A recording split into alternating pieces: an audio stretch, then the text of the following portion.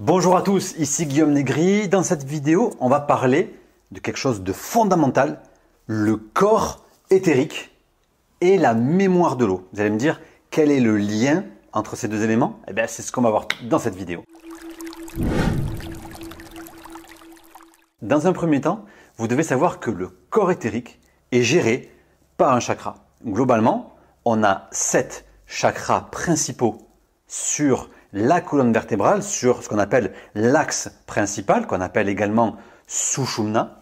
Eh bien, disons que le chakra 1 va correspondre au corps physique, au corps matière. Le chakra 2 correspond au corps éthérique. Ce chakra 2 se situe plutôt là où on appelle, vous savez, ce qu'on appelle le centre hara. Là où on se faisait harakiri si on était un samouraï du 16e, 17e ou 18e siècle. D'accord ? C'est un centre subtil qui se trouve un petit peu en dessous du nombril.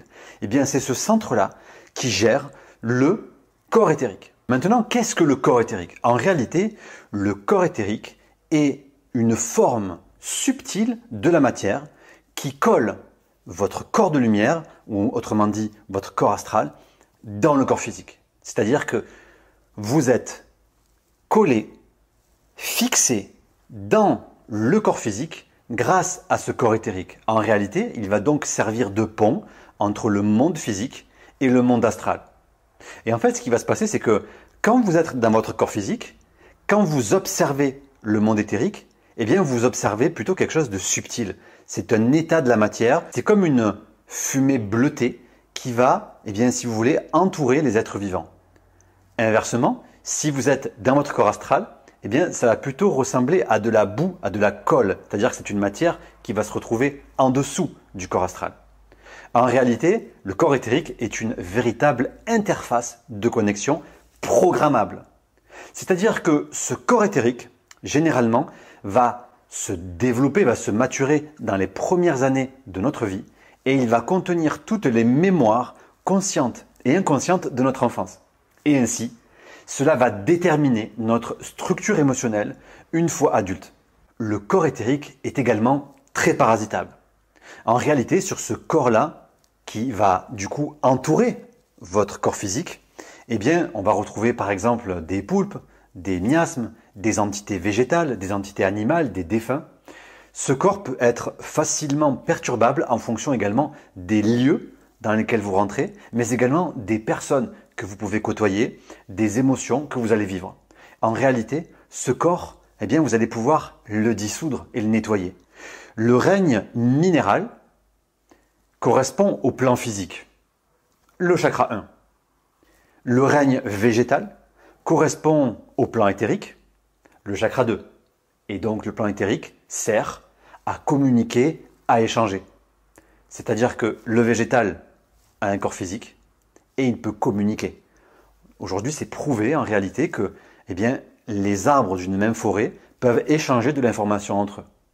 Il est également prouvé que eh bien, certaines entités végétales peuvent émettre des substances chimiques qui vont venir attirer, par exemple, des insectes pour la pollinisation. Donc, le plan éthérique correspond à la communication, à l'échange. Ensuite, vous avez le plan animal, c'est le chakra 3, c'est le plan astral. On fait l'acquisition de l'émotion, on parle de champ émotionnel. Généralement, du coup, on passe au plan supérieur, qui est le plan humain, qui est la symbolique du chakra 4, et donc du plan mental, c'est-à-dire la conscience de soi. Et si vous regardez, eh bien l'humain, eh bien il a un corps physique, un corps éthérique, communication, échange, un plan émotionnel, et il a conscience de lui-même. Donc c'est toutes des couches énergétiques. Maintenant, ce que vous devez également apprendre dans cette vidéo, je l'espère, pour ceux qui ne le savent pas encore, c'est quelque chose de très important, c'est que le corps éthérique a une longueur d'onde. Cette longueur d'onde correspond à l'eau. C'est-à-dire que si vous avez un corps éthérique, vous avez besoin d'eau. Si vous n'avez pas de corps éthérique, vous n'avez pas besoin d'eau.